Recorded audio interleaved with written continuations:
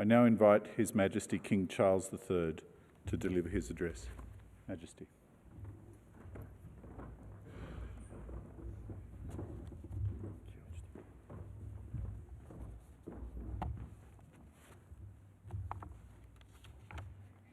Governors and Administrator, Prime Minister and Ms. Hayden, President of the Senate and Mr. Lambert, Speaker of the House of Representatives, High Commissioners and Ambassador, Leader of the Opposition and Mrs. Dutton, Honourable Members, Auntie Violet, on behalf of the Ngunnawal people and the Wiradjuri Echoes, ladies and gentlemen,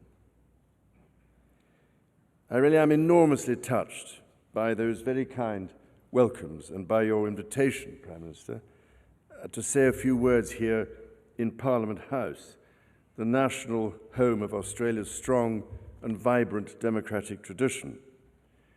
Let me also say how deeply I appreciated this morning's moving Welcome to Country ceremony, which offers me the opportunity to pay my respects to the traditional owners of the lands on which we meet, the Ngunnawal people and all First Nations peoples who have loved and cared for this continent for 65,000 years.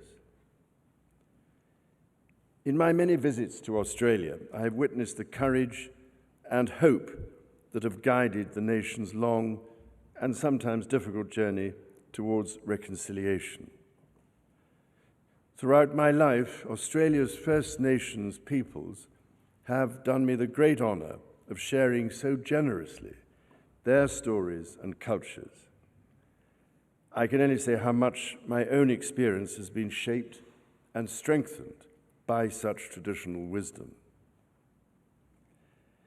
Today, I am proud to follow in the footsteps of my late mother, Queen Elizabeth II, who spoke of the warmth she received from her first visit in 1954. This was a feeling which I know she returned in equal measure.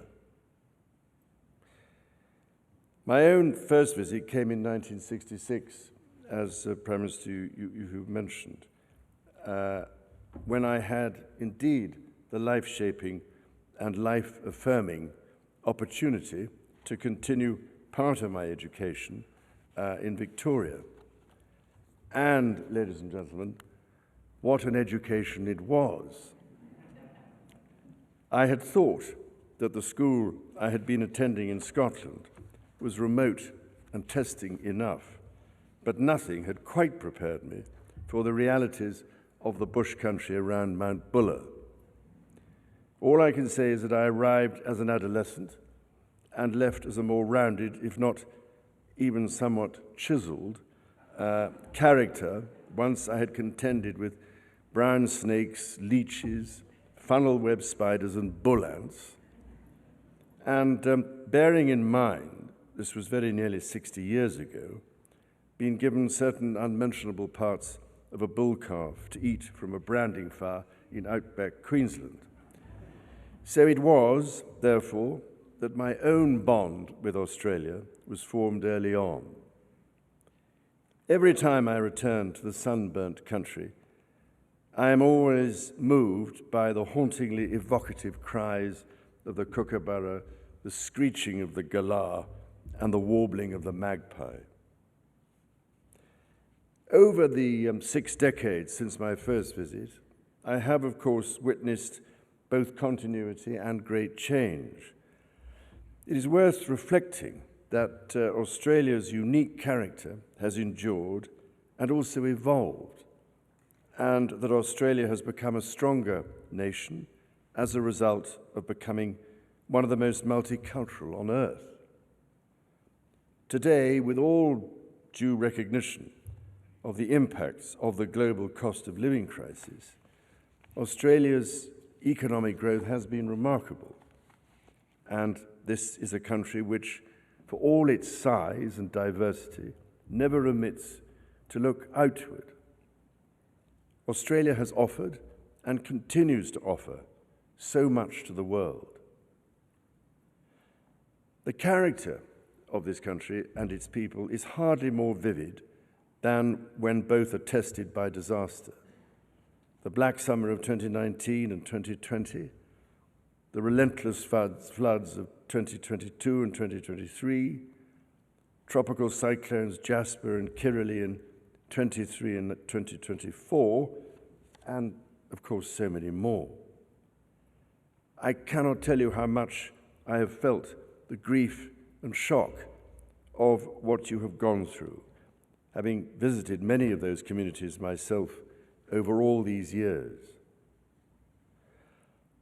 Amidst such overwhelming challenges, I have always been deeply impressed by the extraordinary bravery and resilience of those who look up, look out, and in that most Australian of ways, battle on.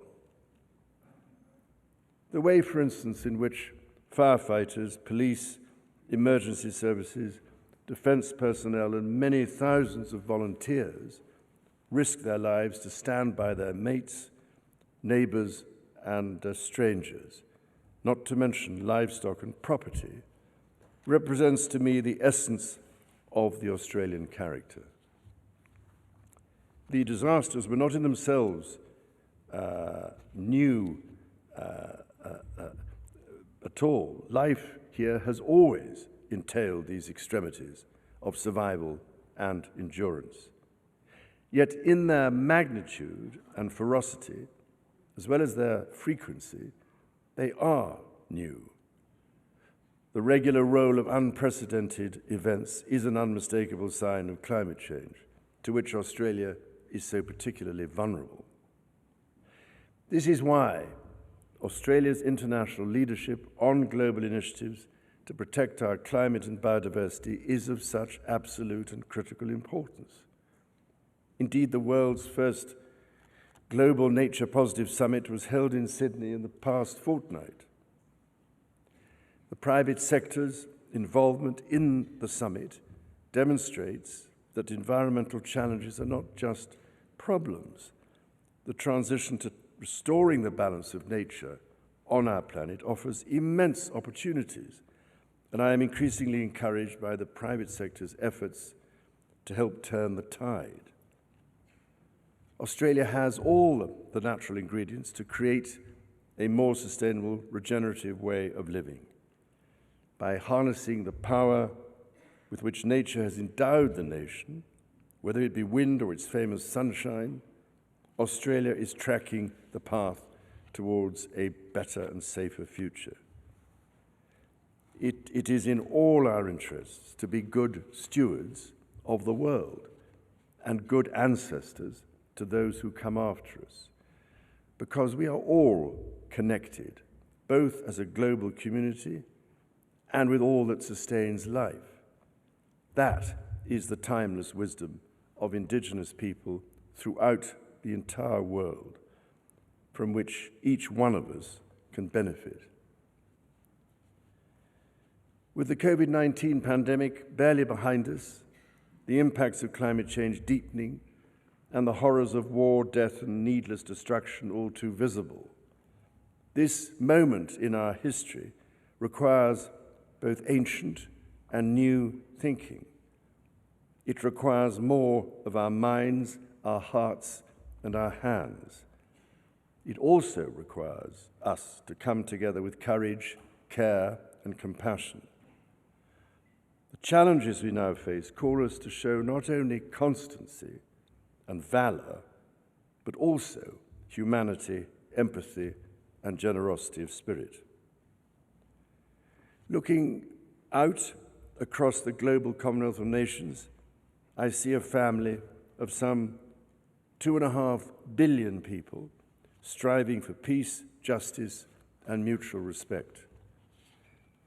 The Commonwealth spans 6 continents, and as a group has the size and influence to play a significant role on the global stage, while being small enough to nurture personal relationships. It has the diversity to understand the world's problems and the sheer brain power and resolve to formulate practical solutions.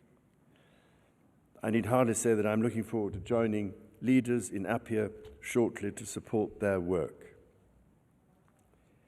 Here in Australia, meanwhile, my wife and I will have the great privilege of meeting remarkable scientists, entrepreneurs, and community leaders who are paving the way in environmental management or healthcare, addressing domestic and family violence, promoting literacy and literature, and helping young Indigenous Australians to realize their full potential. I cannot begin to express how pleased we are to be here again, nor how sad I am that it has to be so short on this occasion. When we turn our steps homeward, we will carry memories of friendships renewed, of new ones forged, and of the characteristic warmth and inimitable humour of Australians, which you share with those who are fortunate enough to know you. Ladies and gentlemen.